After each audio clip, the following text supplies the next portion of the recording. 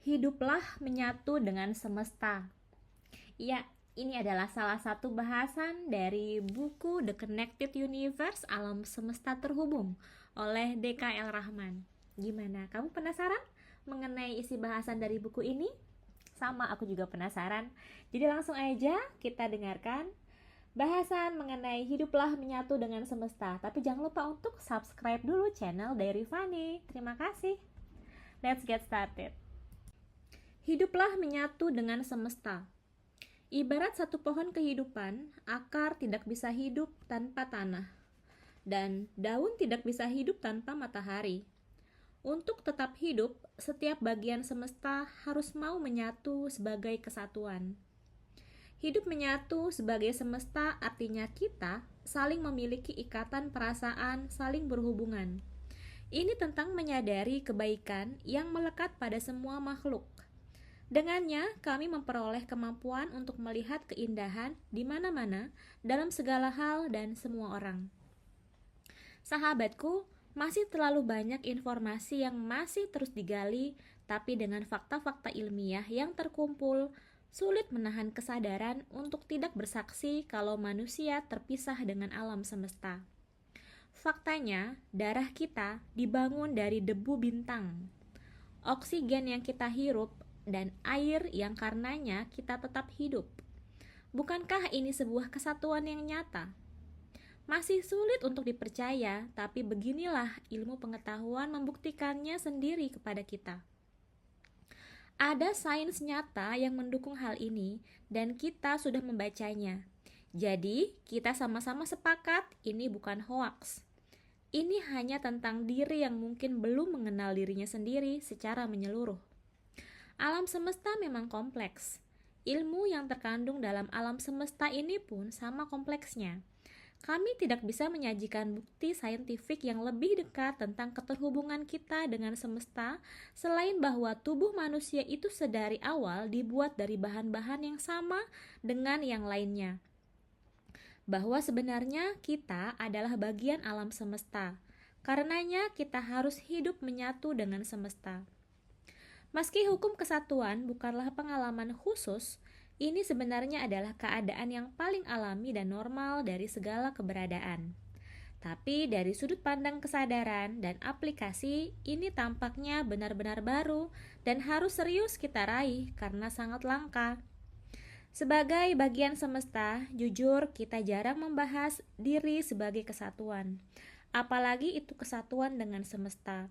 Padahal ini adalah hukum pertama dan paling mendasar yang mengatur keterhubungan alam jagat keseluruhan. Saat kami mulai mempelajari hukum kesatuan ini, kami tidak bisa menyangkal diri kalau pengaturan universal ini membuka cakrawala keterhubungan yang sangat luas antara kami dengan segalanya. Hukum ini seperti lem kuat yang menyatukan kita dengan alam semesta yang jauh sekalipun. Kami pun merasa tidak pernah merasa sendirian lagi. Kami tahu kalau Sang Pembuat Semesta selalu menyertai dan menemani. Kesepian hanya menjadi pilihan yang bebas dipilih tanpa mengerti kenyataan yang ada. Sama seperti yang ditulis Rumi. Jangan merasa kesepian. Seluruh alam semesta ada di dalam diri kamu. Benar katanya, ternyata memang sulit untuk merasa kesepian di tengah keterhubungan semesta yang ramai ini. Ternyata antara kita dengan semesta hanya terselubungi batas yang tipis saja, yaitu ketidaksadaran. Tetapi uniknya, bahkan yang disebut kesadaran atau ketidaksadaran itu juga saling terhubung. Bahasan ini selanjutnya akan dibahas pada buku trilogi ketiga. Jujur saja, setelah mencoba memahami hukum kesatuan, meskipun secara terbata-bata terlihat ada yang berubah dari dalam diri kami, hal penting mendasar selain merasa tidak pernah kesepian lagi adalah kami lebih menghargai perbedaan. Saat melihat perbedaan yang muncul, justru sensasi kekaguman luar biasa tentang bagaimana perbedaan itu sengaja dibuat dan bersatu dengan pengaturan uniknya masing-masing. Tidak hanya itu, kami pun bisa merasakan cinta luar biasa yang dianugerahkan Sang Pencipta di setiap partikel yang dibentuknya. Itu ternyata sangatlah netral. di mana energinya tidak memusnahkan dan selalu hidup dalam gemahan yang abadi dalam cinta netral. Sampai saat ini, bagi kami pribadi ini pengalaman yang terlalu berkesan. Kami pun ingin Anda merasakan pengalaman spiritual ini, di mana hukum kesatuan universal ini sebenarnya milik Anda yang berharga, berlangsung dan senantiasa berdenyut bersamaan dimanapun dan kapanpun Anda berada. Anda sebenarnya adalah cinta netral yang bersatu dengan indahnya alam semesta yang dibentuknya. Kami pun awalnya sangat awam dan suram. Kami pernah menjalani hidup di mana keterpisahan menjadi hal yang sama sekali bukan masalah. Sampai akhirnya keterpisahan membuat kami begitu kesepian. Isolasi mandiri dan kesadaran yang tidak paham membuat kami runtuh. Kami adalah makhluk yang paling egois yang hanya hidup dengan satu cita-cita, yaitu memenuhi keinginan kami, di mana tidak ada sedikit pun melibatkan keinginan untuk membahagiakan orang lain, apalagi itu semesta. Apalagi menyebar manfaat, yang terpenting hanyalah kenyamanan dan keinginan kami yang terpenuhi. Pijakan kami dengan bumi seperti mengambang tanpa arti apa-apa. Mengakui diri sebagai bagian semesta saja itu rasanya sangat aneh. Jangankan itu, kami bahkan tidak bisa mengenal kalau bahkan di tiap atom yang membentuk tubuh kami ada wujud kesatuan. Keterpisahan itu seperti menarik keluar satu bata dari satu bangunan. Mungkin bangunannya tidak akan runtuh, tapi bayangkan kalau satu bata ibarat satu kesadaran. Apabila tiap kesadaran memilih keterpisahan, maka akankah kita akan benar-benar runtuh? Di atas bumi sebenarnya kita saling berdiri sebagai bangunan yang utuh sampai kita memilih meruntuhkannya sendiri. Detik ini hukum kesatuan hanya dijadikan konotasi politik yang sempit. Akhirnya, hari demi hari kami lalui tanpa menyaksikan jati diri. Entah bagaimana dimulainya, dunia seakan mempersempit makna keterhubungan bagi kita. Akhirnya, mau tidak mau kita saling terpisah, saling bersaing, saling merasa yang paling benar. Ide untuk saling berkolaborasi dan saling memakmurkan pun terpaksa pupus, berbarengan dengan pupusnya rasa keterhubungan. Segala yang diajarkan, segala yang diperlihatkan kepada kita selama ini hanyalah konspirasi-konspirasi agar kita menjauh dari kesadaran bahwa manusia adalah semesta. Memang ada program khusus yang dibuat oleh dunia untuk keberhasilan ini. Apabila buku Ego Program berhasil kami terbitkan, jangan lupa untuk membacanya. Melalui buku itu, Anda akan memahami kalau di dalam dunia ini ada program tersistematis yang dibuat oleh manusia untuk mendowngradekan manusia itu sendiri, sehingga kecerdasan dan kekuatan manusia tidak lagi berkembang sempurna. Tujuan utamanya agar mereka bisa memanfaatkan kelemahan dan kebodohan manusia secara maksimal demi keuntungan pribadi mereka sendiri. 98% manusia tidak menyadari program ini. 1,5% menyadari tapi tidak mampu bergerak atau melangkah keluar dari programnya, dan hanya 0,5% sisanya yang mampu bangkit untuk mengikuti keniscayaan semesta dan hidup dalam ajaran kesemestaan. Kami harap Anda masuk ke golongan yang terakhir. Tujuan dunia membuat Anda jatuh dari ajaran-ajaran kesemestaan, yaitu agar Anda melupakan jati diri Anda yang kuat, sehingga kita tidak lagi saling menguatkan. Saat kesadaran menyempit, maka jiwa pasti tidak berkembang. Akhirnya kita berhasil menjadi generasi mati rasa. Jangan menjadi generasi mati rasa. Apa yang Anda baca tentang kalimat generasi mati rasa hanyalah tentang generasi kami yang saat ini. Ini bukan hoaks. Kondisi ini sedang berlangsung dalam kehidupan kami saat ini. Sedang kami bentuk secara sengaja dan tidak pula kami khawatirkan. Segala yang diajarkan, segala yang diperlihatkan kepada kita selama ini hanyalah konspirasi-konspirasi agar kita menjauh dari kesadaran bahwa manusia adalah bagian alam semesta. Ngomong-ngomong, di tahun berapa Anda membaca buku ini? Apabila Anda berada jauh dari tahun buku ini terbit, semoga generasi mati rasa sudah tidak lagi melingkupi kehidupan Anda. Kalaupun masih, tidak perlu khawatir. Rubahlah diri Anda dan ikatkan diri Anda sepenuhnya kepada semesta. Nanti semesta yang akan menjadi penerang jalan. Lihatlah ke atas langit dan ucapkan dengan sungguh-sungguh, "Aku adalah bagianmu semesta. Aku adalah kesatuan denganmu dan dengan apapun yang engkau buat dan atur.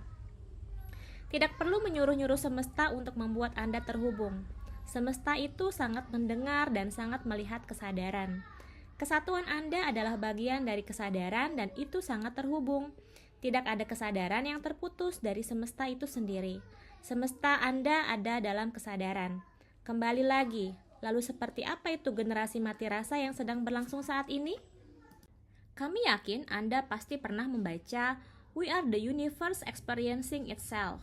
Artinya, manusia adalah satu dengan semesta karena manusia itu adalah semesta itu sendiri. Kita adalah semesta, kita dibentuk sebagai bagian semesta. Generasi mati rasa adalah generasi yang tidak bisa lagi mengkoneksikan dirinya dengan semesta. Sehingga generasi ini tidak pernah merasakan dan memahami semesta. Apalagi berfungsi sebagai semesta. Apalagi menyatu sebagai kesatuan dengan semesta. Jadi meski manusia adalah bagian semesta, tetapi pernyataan manusia adalah bagian semesta menjadi pernyataan yang tabu bagi generasi ini. Meskipun itu bisa terbuktikan secara ilmiah, tetapi itu menjadi janggal untuk didengar, apalagi dirasakan atau diaplikasikan. Inilah generasi mati rasa yang kami maksud. Generasi yang mati untuk merasakan bagian dirinya sendiri, yaitu semesta. Fenomena yang berlangsung pada generasi mati rasa adalah hilangnya ikatan antara manusia dengan alam semesta. Jangan jauh-jauh berbicara tentang alam semesta yang di luar planet bumi, karena bahkan dengan diri yang adalah miniatur semesta saja, generasi ini terputus. Begitu juga dengan bumi sebagai area kecil alam semesta tempat mereka berpijak saja, juga terputus. Lalu menjadi wajar kalau bahkan dengan sang pembentuk semesta juga menjadi terputus. Saat seorang makhluk sengaja atau tidak sengaja memutus kesadaran kesemestaannya, maka sama saja seperti dia memutus keterhubungan dirinya dengan segalanya dan dengan sang pembentuk segalanya itu sendiri. Neil deGrasse Tyson, seorang fisikawan berkata, tidak hanya kita di semesta, semesta ada di dalam kita. Saya tidak tahu perasaan spiritual apapun yang lebih dalam daripada apa yang ditimbulkannya pada saya. Ucapannya terbaca sangat mantap. Kami rasa itu memang karena ia setuju untuk memahami dirinya. Keyakinan Anda tentang kesatuan Anda dengan semesta memang sudah mengakar dalam diri Anda sendiri. Setiap partikel yang sedang menyusun tubuh Anda adalah bukti hukum universal kesatuan yang nyata. Seharusnya itu saja sudah cukup untuk membuat Anda secara total menyatukan diri dengan semesta. Tetapi kita juga harus menyadari kalau semesta itu sangat kompleks dengan cabang kemungkinan yang tak terhingga. Totalitas kesatuan bukanlah angka pasti. Kadarnya pasti berbeda. Satu hal yang pasti adalah kenyataan kalau setiap manusia sebenarnya mampu merasakan, lalu mengikatkan diri dengan inti dirinya, sesuai dengan porsi kerelaan yang rela mereka jalin. Untuk mampu merasakan kesatuan dengan semesta, butuh persetujuan Anda. Itulah hukumnya kesadaran. Tidak ada paksaan dalam kesadaran. Tidak ada seorang pun yang menyadarkan seseorang yang lain kalau dirinya sendiri tidak menyetujuinya. Semuanya terjalin berdasarkan persetujuan. Mungkin Anda lupa, tapi alasan keberadaan Anda detik ini saat ini pun adalah hasil dari persetujuan. Sekarang, mari kita fokus terlebih dahulu untuk memulai jalan menuju jalinan rasa kedekatan dengan alam semesta dahulu. Sebuah awal sebelum nantinya kita akan senantiasa merasakan keterhubungan lalu ketunggalan tanpa putus. Tidak ada yang tidak mungkin. Segala kemungkinan adalah mungkin selama kita tahu kalau yang mungkin itu memanglah ada. Ketidaktahuan kita adalah tembok pembatas, makanya kita diberi pengetahuan yang sangat sedikit tentang kesemestaan. Semua pendangkalan informasi memang sudah tersistem, jadi kitanya lah yang harus terus bergerak untuk belajar dan mempelajari keniscayaan semesta secara menyeluruh. Persetujuan untuk mengenal diri akan membuka mata untuk menyaksikan, sehingga kemungkinan yang tidak terlihat ada, itu menjadi terlihat, sehingga bisa dipilih. Percayalah, ada sekelompok manusia yang menganggap kesadaran kesemestaan sebagai hal yang berbahaya untuk dikenali. Mereka takut Anda berkembang, mereka khawatir Anda menjadi kuat dan tidak lagi tergantung kepada sistem yang mereka buat. Kesadaran kesemestaan Anda yang berkembang akan mempengaruhi eksistensi mereka. Makanya mereka mengubur banyak informasi dengan cara menyebar informasi tentang keduniaan saja. Mereka memang pintar, tetapi Anda bisa jauh lebih pintar kalau Anda mau mengenal diri. Kami tidak akan melakukan banyak. Buku ini hanya akan mengarahkan Anda kepada pengenalan. Proses pemahaman dan pengaplikasian akan sangat tergantung dalam proses tiap diri kita selanjutnya. Pengalaman spiritual bersatu dengan semesta akan Anda lalui dengan irama Anda sendiri. Tidak ada yang baku, semua hasil tergantung dengan bagaimana hukum kesatuan ini benar-benar Anda pahami sampai ke tingkat kesadaran. Dengan kata lain, kita merasa menyatu dengan segala sesuatu, dan ini rasa yang seharusnya sudah sangat realis. Seharusnya memang kita merasakan kesatuan dengan segala sesuatu, karena segala sesuatu juga menyatu dengan kita. Kami yakin detik ini Anda merasa tergelitik untuk mencari tahu bagaimana itu bisa menjadi mungkin. Bagaimana bisa kita adalah kesatuan tanpa merasakan kesatuan itu sendiri? Jauh di lubuk hati Anda tahu ini, kami tahu ini, kita semua tahu ini. Kita sama-sama tahu kalau pasti ada tali penghubung tak terlihat yang mengatur alam semesta raya ini. Tapi nyatanya kita belum sampai di level merasakan. Sementara kebersaksian butuh rasa. Bersaksi itu artinya yakin secara hak karena melihat dan merasakannya sendiri. Jadi harus ada upaya yang kita lakukan untuk mencapai tingkat bersaksi. Untuk mewujudkan upaya tidak melulu dibutuhkan kecerdasan individu untuk belajar. Seseorang hanya membutuhkan akal yang mau menyaksikan kecerdasan, dan itu butuh kemauan besar, yaitu kemauan untuk berupaya, dan inilah yang kita butuhkan. Kesatuan adalah pengalaman yang melampaui pikiran. Saat kita mengalami kesatuan, kita merasakan hubungan dengan segala sesuatu yang ada di setiap tingkatan. Universal Laws of the Universe. Generasi mati rasa harus mau melakukan upaya untuk menyatukan dirinya dengan semesta. Upaya mengajarkan kita bahwa kita dapat melakukan lebih dari yang kita pikirkan saat ini. Melalui upaya kita mampu membuka banyak kesempatan yang tak terhingga sampai membuat pintu-pintu hidayah yang tak terbatas. Upayakan diri menyatu dengan semesta. Upaya apa kiranya yang bisa kita lakukan demi menyaksikan pengaturan kesatuan universal? Pengaturan universal kesatuan semesta itu sangatlah luas. Ini berlaku dan meliputi seluruh dimensi yang berada di jagat keseluruhan. Pikirkan tentang puluhan galaksi yang berisi ratusan planet. Selama ini kita hanya diajarkan bahwa tata surya kita terdiri dari bintang, matahari, dan segala sesuatu yang terikat padanya oleh gravitasi. Planet Merkurius, Venus, Bumi, Mars, Jupiter, Saturnus, Uranus, dan Neptunus. Planet kerdil seperti Pluto, lusinan bulan, dan jutaan asteroid, komet, dan meteoroid. Hanya sedikit yang disebut, faktanya itu jauh lebih kompleks.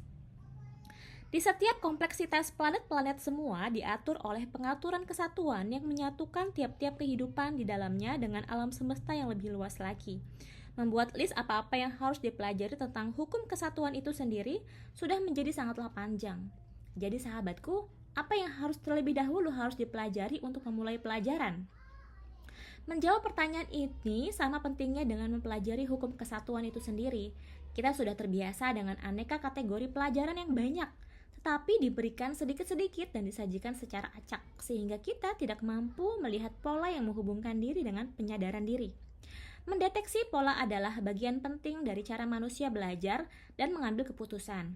Sekarang, para peneliti telah melihat apa yang terjadi pada otak manusia saat mereka pertama kali menemukan pola dalam informasi yang mereka sajikan. Saat kita belajar, perubahan penting terjadi di otak kita, termasuk terciptanya koneksi baru antara neuron. Fenomena ini disebut neuroplastisitas. Semakin banyak kita membangun pola dari informasi, semakin kuat koneksi ini. Saat koneksi menguat, pesan impuls saraf ditransmisikan semakin cepat, menjadikannya lebih efisien.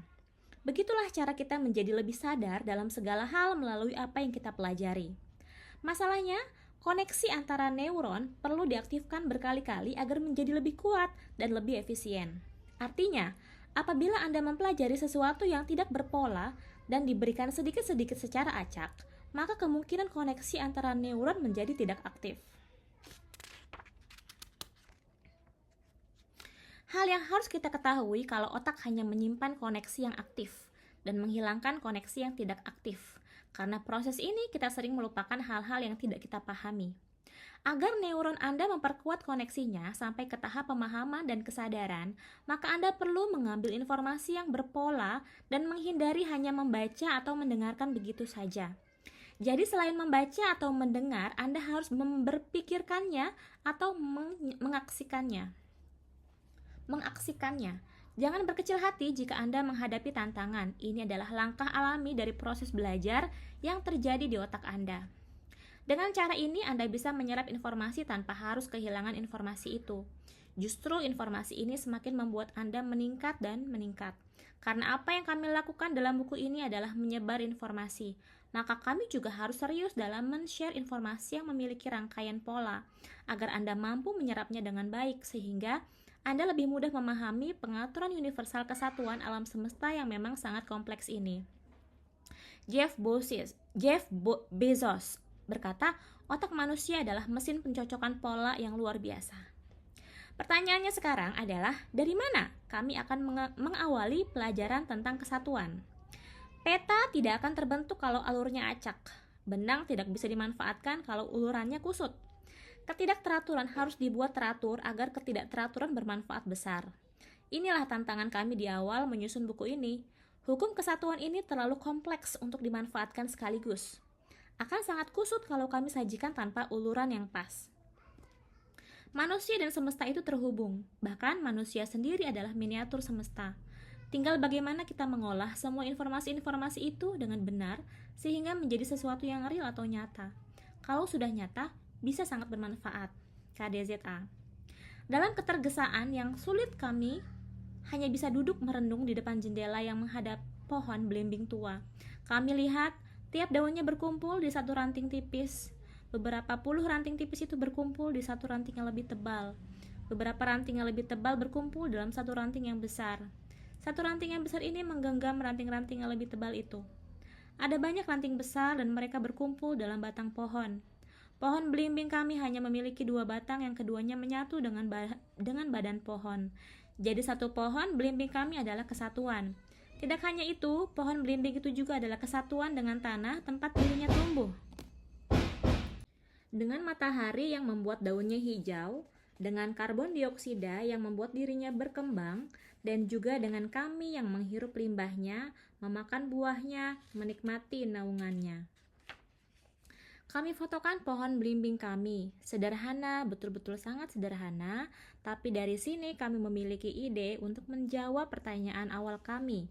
Idenya adalah bahwa diri kita sudah menjadi singgasana pengaturan universal kesatuan semesta yang harusnya dipelajari di awal terlebih dahulu. Karena kalaulah pengaturan universal kesatuan semesta yang sedang berjalan dan tersistem di dalam diri kita detik ini belum terpahami, maka membicarakan pengaturan universal kesatuan di luar diri menjadi sangat sulit. Sama seperti pohon belimbing yang berkesatuan itu. Berkat kesatuannya sebagai pohon, ia berhubungan dengan tanam tempatnya berdiri. Ia berhubungan dengan tanah tempatnya berdiri, berhubungan dengan tanah yang memberinya ruang untuk tumbuh, berhubungan dengan udara yang menggoyangkan dahannya, berhubungan dengan manusia yang memberinya karbon dioksida, air yang memberinya nutrisi, dan matahari yang memberinya cahaya. Dan saat kami melihat sekumpulan lebah, kupu-kupu, barisan semut, dan burung yang suka menghinggapinya, pastilah juga mereka berhubungan. Begitu juga tiap diri kita. Terima kasih kepada pohon yang tidak pernah diam. Semesta memang saling melempar pertanyaan dan memberi jawaban. Ketersalingan yang muncul darinya dari adanya keterhubungan yang selalu dijaga dengan hukum kesatuan. Manusia adalah kesatuan dengan dirinya sendiri, karenanya dirinya terhubung dengan kesatuan-kesatuan yang di luar dirinya. Dan tiap-tiap kesatuan di tiap dimensi kehidupan saling terhubung sebagai alam semesta tak terbatas. Universal Laws of the Universe. Alasan kenapa kesatuan manusia dengan alam semesta disebut tak terbatas karena sampai detik ini, sejauh apapun teleskop dan satelit manusia mampu memantau, belum pula mereka menemukan ujung semesta. Sampai detik ini, tidak ada yang tahu apakah semesta memiliki lapisan lingkaran atau hanya hamparan. Mungkin kita harus mengarungi semesta itu sendiri untuk bisa menentukan akhirnya. Sebesar apapun energi mampu dibentuk, memang belum pula ditemukan ujung semesta. Bahkan bagi mereka yang mampu menghilangkan jarak sekalipun, luasnya semesta tetaplah berjarak lebih jauh dari jarak yang bisa dihilangkan. Dengan penemuan ini, kosmologi memperoleh makna baru. Saat ini bahkan para ilmuwan sudah mulai bersiap dengan babak baru multiverse, di mana konsep ilmiah multiverse telah mencapai popularitas mainstream. Teorinya mengatakan bahwa ada semesta lain di luar semesta kita yang ini. Digambarkan kalau masing-masing semesta yang di luar semesta kita saat ini dapat memiliki hukum fisika yang sangat berbeda, materi yang berbeda.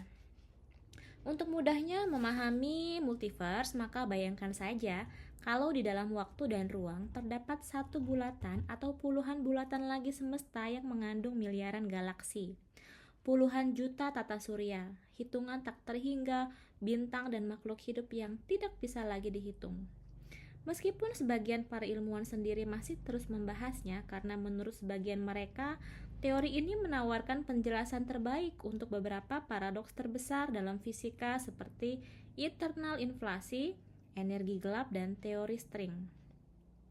Banyak juga di antara para ilmuwan lainnya yang meragukan teori-teori ini sebagai pembuktian sebuah kebenaran. Dikarenakan teori-teori ini muncul sebagai sebuah asumsi tak berkesudahan yang bukannya berkurang, justru malah makin bertambah. Bukan semakin memberi gambar yang jelas, justru malah makin membingungkan di dalam ketidakjelasan yang semakin bertambah. Itulah kenapa sampai detik ini multiverse hanya terdengar seperti fiksi ilmiah, persis seperti bagian-bagian film animasi yang hadir sebagai hiburan kala bosan.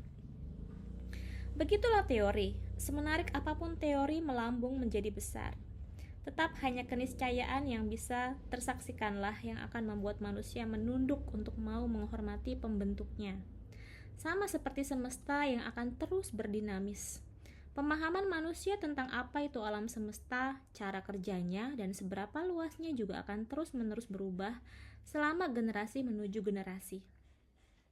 Sekali lagi, butuh penyaksian. Butuh manusia yang mau menyaksikan untuk bersaksi. Manusia yang tidak hanya percaya yang katanya besar, tetapi menyaksikan sendiri kebesaran itu. Melalui penyaksian yang terus dilakukan, bisa jadi dalam waktu yang tidak lama lagi, seluruh gambar dalam buku ini sudah menjadi usang tergantikan dengan gambar yang jauh lebih kompleks lagi, gambar yang semakin padat dan besar.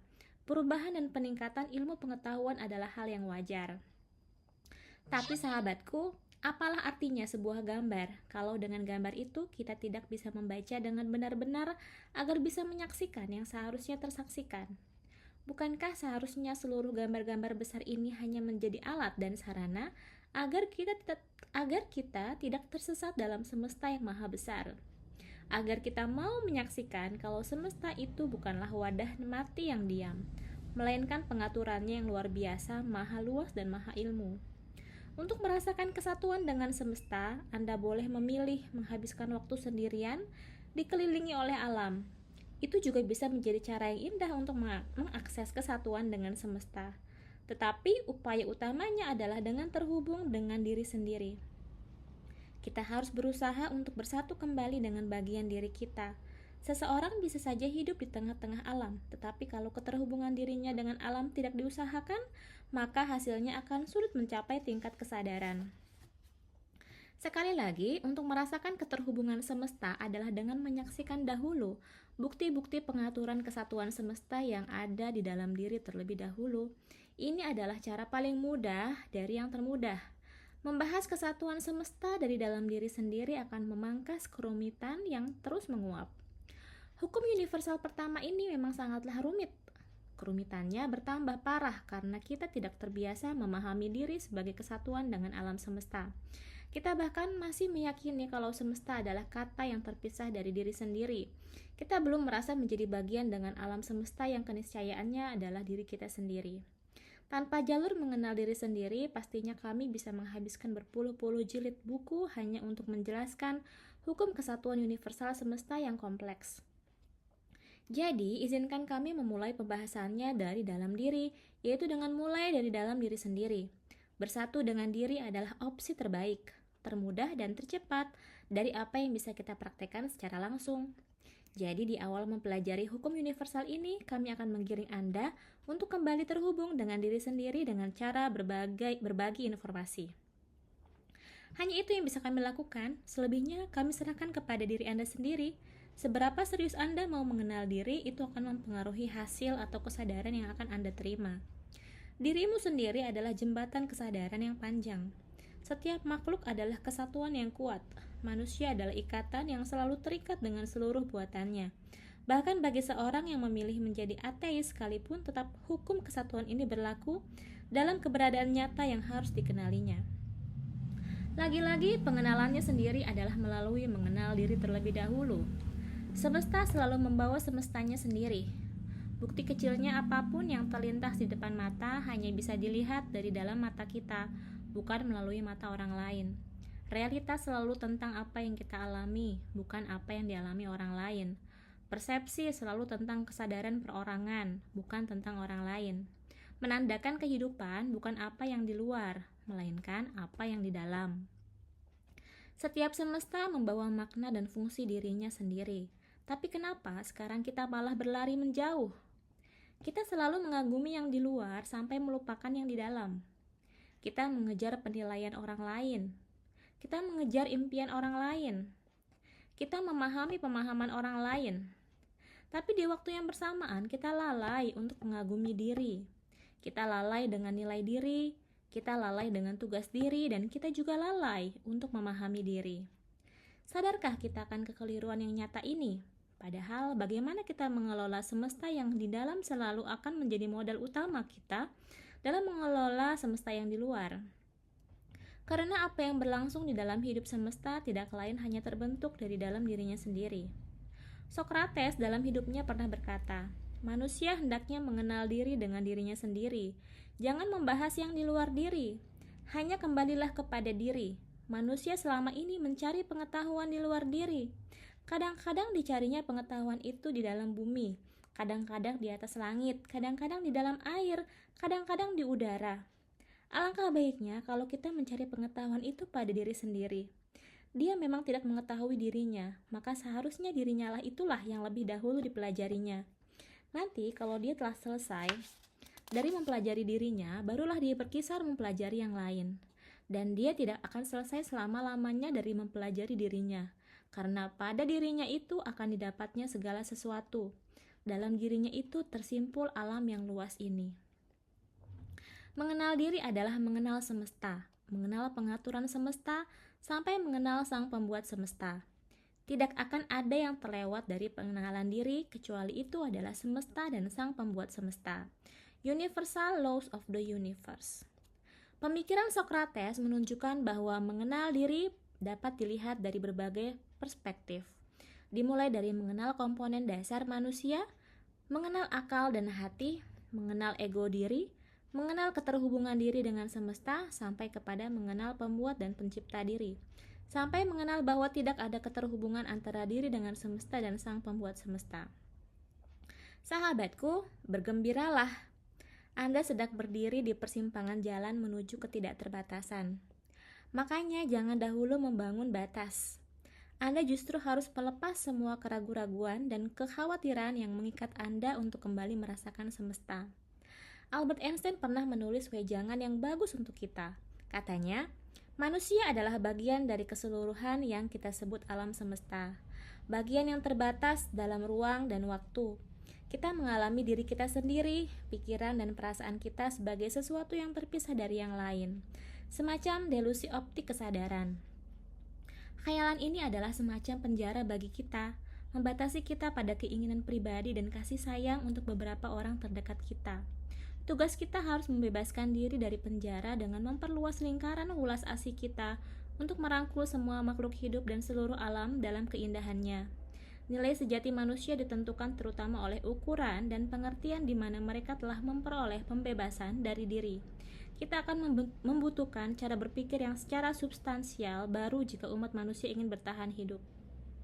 Sekarang kita tahu dengan tepat upaya yang harus kita lakukan, yaitu Mengenal diri untuk memulai pembebasan diri dari pendowngradean yang terus terjadi, sehingga secara perlahan kita bisa kembali mengembangkan pola pikir kesatuan. Ciptakan pola pikir kesatuan. Pola pikir kesatuan adalah mindset yang menyadari kalau diri terhubung sebagai kesatuan dengan segala perbedaan yang ada. Dengan penyadaran itu, minimal seseorang bisa kembali merasakan kesatuan dirinya dengan 3 hal penting berikut ini. Pertama, merasakan kesatuan dirinya sebagai bagian semesta. Kedua, merasakan kesatuan dirinya dengan sesama makhluk dan bumi. Ketiga, merasakan kesatuan dirinya dengan Sang Pembuat semesta. Penyadaran pada ketiga kesatuan memiliki implikasi luas untuk fungsi psikologis manusia. Rasa kesatuan membangkitkan sikap berwelas asih terhadap diri sendiri dan lingkungan terluar. Ini dicerminkan dari sikap menghargai kehidupan yang meningkat, dan ini cukup mampu memutus pola manusia yang bersikap semena-mena terhadap dirinya dan lingkungannya. Kesadaran kesatuan adalah tingkat getaran yang melampaui diri dan mencapai hati dan jiwa semua makhluk dan keberadaan. Kesadaran kesatuan terwujud sebagai rasa kesatuan, kasih sayang, cinta, dan rasa hormat, baik untuk manusia maupun untuk alam. Universal Laws of the Universe. Seseorang yang memiliki mindset kesatuan lebih mudah menurunkan egonya untuk memaklumi orang lain. Itu dikarenakan dirinya memiliki penyadaran kalau kesatuan itu adalah keniscayaan yang terlepas dari egonya. Perbedaan bukanlah pemisah, melainkan pengaturan kesatuan itu sendiri. Dari sini, seseorang yang sudah memiliki pola pikir kesatuan siap beraksi. Perbuatannya akan selalu mencerminkan pertimbangan, bukan hanya mempertimbangkan ego pribadinya atau kelompoknya, tetapi juga turut mempertimbangkan efek-efek yang akan diterima oleh lingkungan yang berada di luar dirinya atau kelompoknya. Keselarasan pun tercipta dengan sendirinya tanpa paksaan yang berat. Jadi, apabila seseorang memikirkan konsep saling memakmurkan, saling menghargai, konsep saling berkolaborasi, maka mindset kesatuan harus terlebih dahulu ditanamkan di benaknya terlebih dahulu. Lalu setelah tertanam, dicontohkan melalui perbuatan dan aksi nyata yang dia lakukan melalui dirinya sendiri. Maka lambat laun secara perlahan, pola pikir kesatuan benar-benar akan tertanam. Kita belajar dengan contoh dan dengan pengalaman langsung karena ada batasan nyata untuk kecukupan instruksi verbal. Malcolm Gladwell. Kita akan memberi contoh dengan perbuatan saja, biarkan mereka yang berdebat. Kita bergerak. KDZA. Dengan strategi memberi contoh ini, pola pikir kesatuan bisa dikembangkan kepada orang-orang terdekat, mulai dari keluarga, anak, masyarakat, hingga dunia. Memberi pelajaran melalui contoh lebih efektif ketimbang cara yang lainnya. Dalam otak ini kita memiliki program yang namanya mirror neuron atau boleh disebut neuron cermin. Dengan program ini memungkinkan kita belajar melalui peniruan. Program ini memungkinkan kita untuk mencerminkan bahasa tubuh, ekspresi wajah, dan emosi dari apapun yang kita lihat secara otomatis. Sebenarnya, neuron cermin juga memainkan peran penting dalam kehidupan sosial kita. Dahulu, neuron cermin kita sangat aktif dan membantu perkembangan keterampilan kita saat anak-anak. Kita banyak belajar melalui neuron cermin. Pada tahun 1980, Dr. Giacomo Rizzolatti dari Universitas Parma, Italia, yang mempelajari monyet dan otaknya menemukan sesuatu yang menarik. Ingin tahu apakah monyet dapat menyesuaikan diri dan belajar dari satu sama lain? Dia mulai mengukur aktivitas otak mereka saat salah satu melakukan tugas dan yang lainnya mengawasi. Akankah monyet yang mengamati belajar dari monyet lainnya? Apa yang dia temukan selamanya akan mengubah cara para ilmuwan memahami tidak hanya otak monyet, tetapi juga otak kita sendiri. Dia menemukan bahwa ketika satu monyet terlibat dalam satu aktivitas, dalam hal ini makan kacang, otak monyet lainnya bekerja dengan cara yang persis sama, seolah-olah kedua monyet itu sedang makan kacang. Bukan satu makan dan satu mengamati. Melalui perhatian, otak mereka terhubung. Dengan cepat, para peneliti mulai mengekstrapolasi. Mungkinkah ini berlaku untuk manusia? Dan bagaimana? Sebuah studi dengan manusia membuktikan bahwa ketika satu orang disentuh oleh bulu dan orang lain menonton, kedua otak menyala seolah-olah keduanya merasakan sentuhan bulu.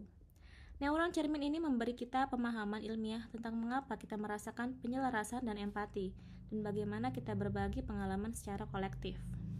Neuron cermin adalah salah satu penemuan terpenting dalam dekade terakhir ilmu saraf. Ini adalah berbagai neuron fisiospasial yang menunjukkan secara mendasar tentang interaksi sosial manusia. Ternyata apa yang Anda pelajari dan praktekkan bisa berwujud kepada kesadaran kolektif. Ini akan menjadi penghubung hebat antara kesadaran Anda dengan kesadaran manusia yang di luar diri Anda. Yakinilah, kesadaran yang tercermin melalui tiap-tiap tindakan Anda akan menjadi magnet yang sempurna. Buku ini sendiri hanyalah kumpulan ilmu semesta dan cara kami untuk berbagi pengalaman pribadi kami dengan Anda. Praktek Anda lah yang akan menjadikan segala pengaturan kesatuan menjadi terlihat nyata. Kumpulan ilmu semesta yang kita pelajari bersama akan semakin menguatkan momentum yang akan Anda ciptakan di dalam inti kesadaran Anda. Jadi setelah nanti Anda mempelajari pengaturan universal kesatuan, cobalah untuk mempraktekannya ke dalam tindakan-tindakan Anda. Meski kesatuan adalah pengaturan yang akan terus berjalan tanpa tindakan siapa-siapa, tetapi melalui tindakan Anda, mereka yang belum memahami pengaturan kesatuan akan menyaksikan. Dan lambat laun, kesadaran kolektif pun bisa menjadi kenyataan yang nyata di tengah masyarakat dunia. Terutama kesadaran kalau kita menyatu dengan alam semesta dengan harmonis. Dia yang hidup selaras dengan dirinya sendiri, hidup selaras dengan alam semesta. Marcus Aurelius. Tujuan dari kegiatan kesatuan dengan alam semesta adalah untuk mencapai harmoni. Siapapun yang menyimpang dari hukum alam pasti melanggar hak orang lain dan akibatnya mengganggu keharmonisan sistem. Misalnya, kolam yang tenang tanpa riak di permukaan. Jika seseorang melempar batu ke dalam kolam, maka itu akan berdampak. Itu akan mengganggu keharmonisan.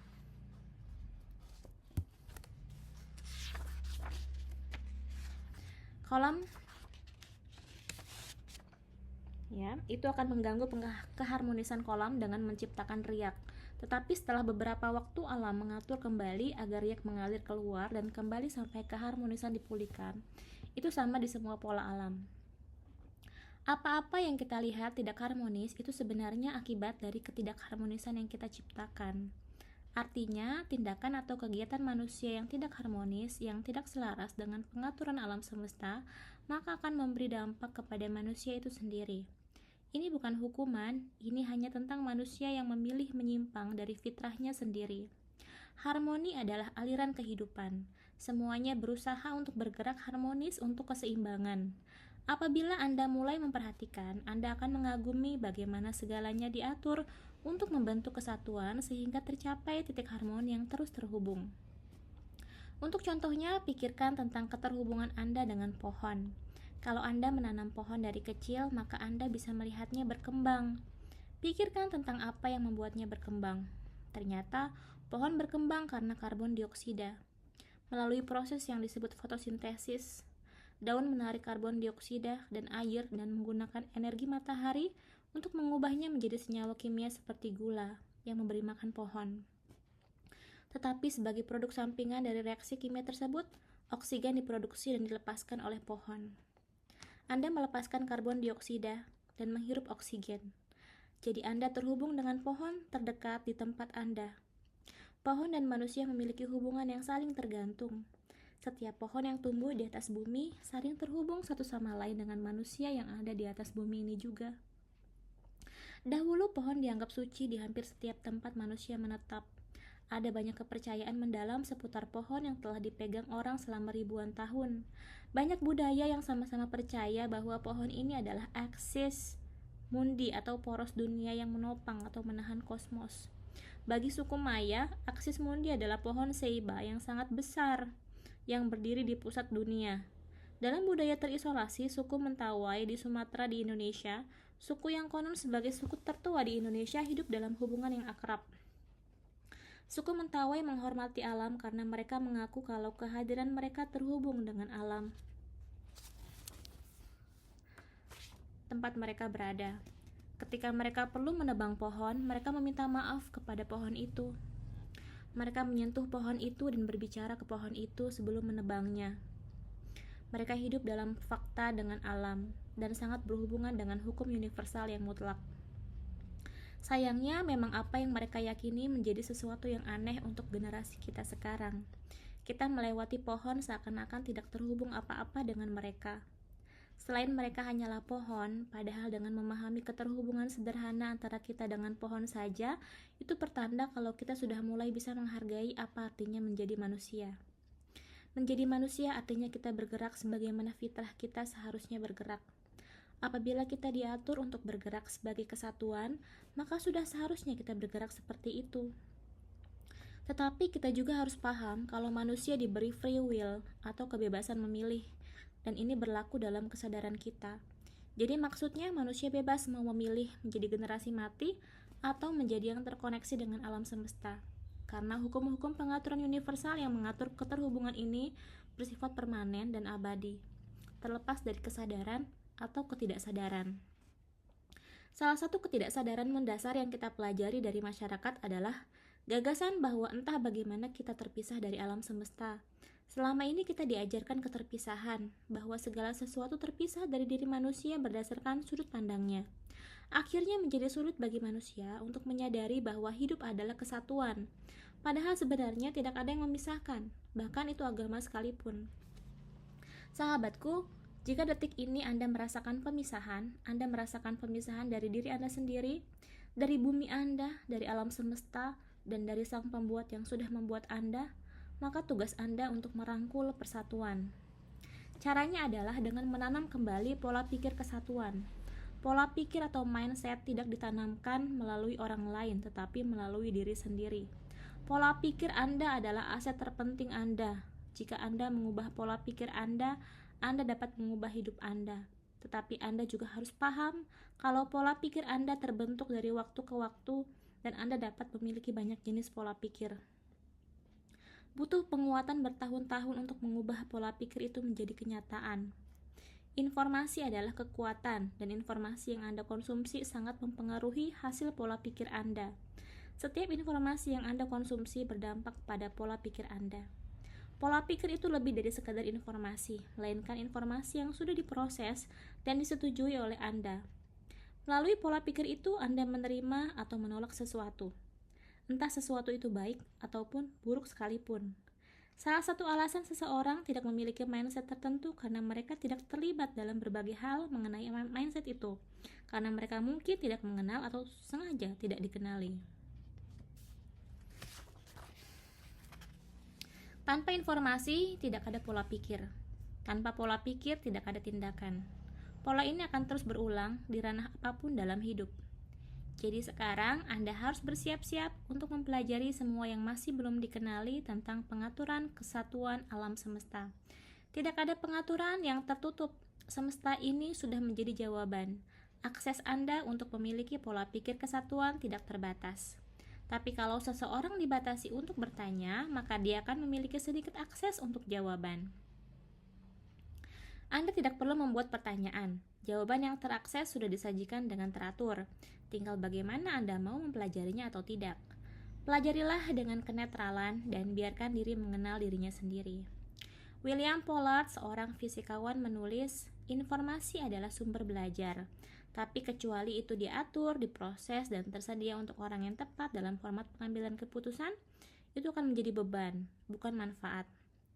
Begitulah adanya sahabatku, meski pertanyaan sudah dibuat, jawaban sudah diakses, diatur, dan disajikan dalam bentuk buku, tetapi kalau diri tidak mau memprosesnya, maka ilmu semesta hanya akan menjadi beban yang merumitkan daya pikir.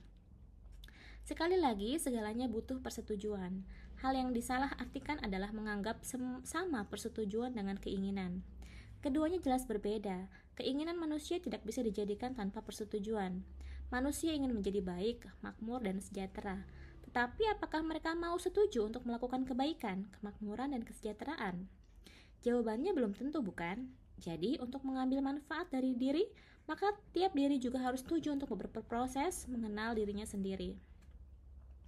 Tanpa bermaksud memperumit yang memang rumit, kami merangkum dua alur pengenalan yang harus kita kenali dari pengaturan universal kesatuan alam semesta.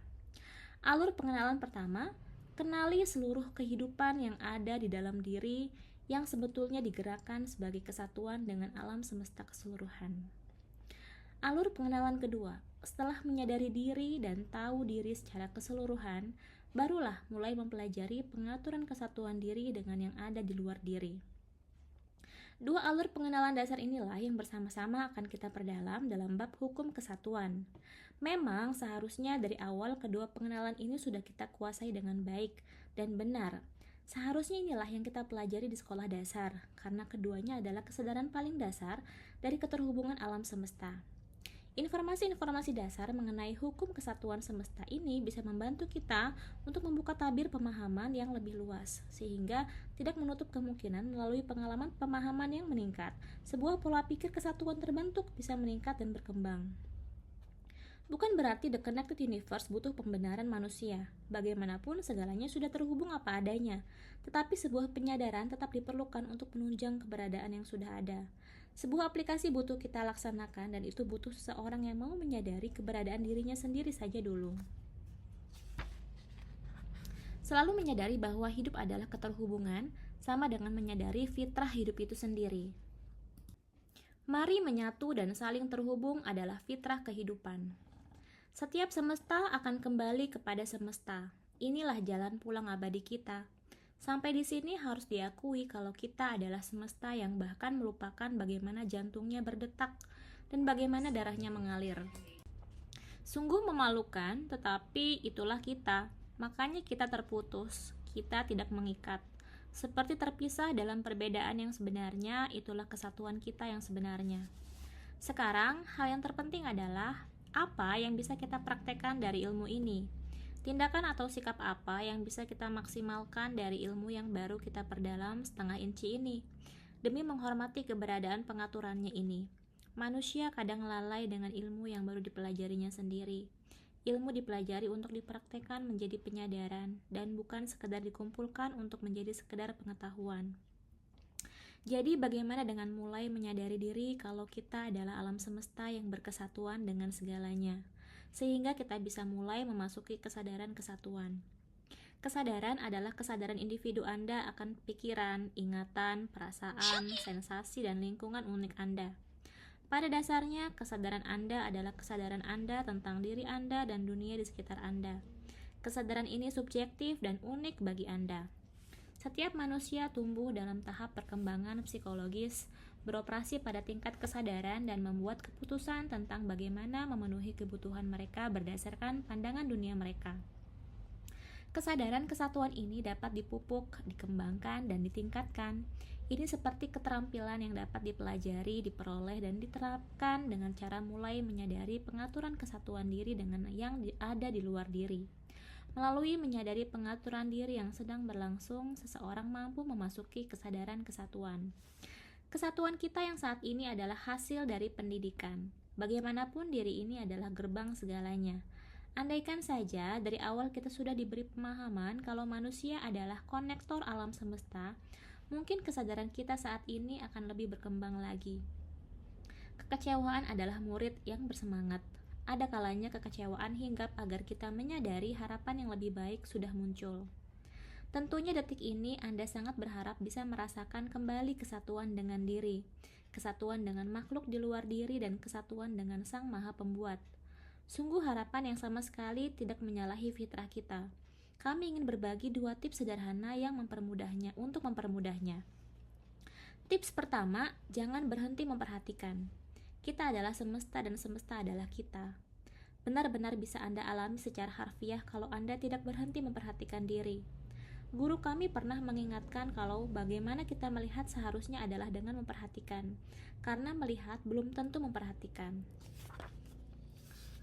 Melalui apa-apa yang diperhatikan, maka setiap orang pasti akan menyadari pola-pola pengaturan kesatuan universal yang selalu berlangsung, baik berlangsung di dalam dirinya maupun luar dirinya sendiri. Biasanya tingkat kesadaran sangat ditentukan dari apa-apa yang kita perhatikan, karena melalui perhatian itu seseorang menyadari keberadaannya sendiri. Tips kedua, teruslah bersyukur. Syukur menghubungkan Anda dengan semesta. Selalu penuhi pikiran dan perasaan kita dengan rasa terima kasih kepada semesta dan Zat Maha atas semua berkat yang kita miliki dalam hidup. Sama seperti bagaimana kita menunjukkan rasa terima kasih dan cinta yang nyata kepada orang tua atau orang yang kita cintai dalam hidup kita. Banyak orang tidak merasakan rasa terima kasih yang nyata karena mereka tidak dapat melihat alam semesta sebagai kesatuan dengan diri mereka, dan mereka lupa mensyukuri segala nikmat yang telah dikaruniakan alam semesta dalam hidup mereka. Itu sebabnya mereka tidak akan merasakan kehadiran universal. Inilah alasan utama mereka merasa negatif. Orang-orang yang kurang bersyukur selalu mendapati diri mereka terpisah dari kehidupan dan anugerah yang mengitari diri mereka sendiri. Saat kami memenuhi ruang hati kami dengan rasa terima kasih, kami merasa lebih dekat dengan Sang Maha Pembuat dan dengan semesta daripada saat kami memenuhi diri kami dengan kekecewaan dan ambisi. Sahabatku, kesadaran kesatuan akan dipahami dengan cara-cara yang unik. Tidak ada kesadaran kesatuan yang sama persis. Maka itu tidak ada seseorang yang mampu memaksakan penyadaran kesatuan bagi orang lain atau kelompok lain. Anda memaknai dunia ini dengan sepaket diri Anda. Sebermakna apa kesatuan tergantung sebagaimana Anda memaknainya. Tidak akan bertambah, tidak pula akan berkurang kalau diri hanya memaknai begitu. Penyadaran kesemestaan bukan doktrin dan dogma, melainkan kebersaksian akan semesta itu sendiri. Makanya, untuk menjadi makhluk yang menyadari pengaturan universal yang dibuat Sang Pembuat manusia, harus menempa dirinya dengan pelajaran-pelajaran, tanpa perlu khawatir karena selama diri masih mau bergerak belajar dan mempelajari, maka penyadaran kesatuan akan terus naik dan menggema maknanya.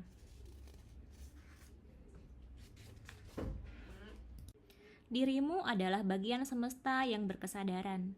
Dirimu menyatu dalam tatanan yang sudah diatur sedemikian rapihnya. Pengaturan ini tidak akan menyalahi Anda atau berkhianat dari Anda. Gunakanlah pengaturan ini dengan sebaik-baiknya. Jangan disia-siakan dengan terus membuat nyata keterpisahan. Berusahalah untuk menjaga kesatuan. Alam semesta sangat besar dan dunia di dalamnya sangat banyak. Namun nyatanya kita tetap terhubung secara kimiawi dengan seluruh kosmos, berbagi dasar kehidupan yang sama dengan makhluk hidup lainnya. Bagaimanapun runyamnya kehidupan yang ada di hadapan kita akan terus melihat kesatuan dalam keragaman kehidupan. Menandakan kalau perbedaan kita sebenarnya adalah penyatu yang indah.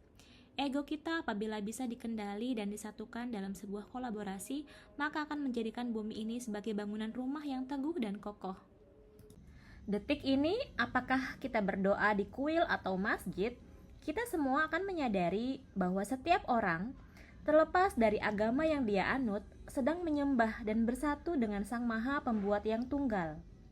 Sang Maha Pembuat yang terus menyatukan kita dalam pengaturan yang tidak pernah memisahkan, melainkan terus menjaga ketunggalan semesta yang diciptakannya. Demikianlah teman-teman bahasan mengenai hiduplah menyatu dengan semesta.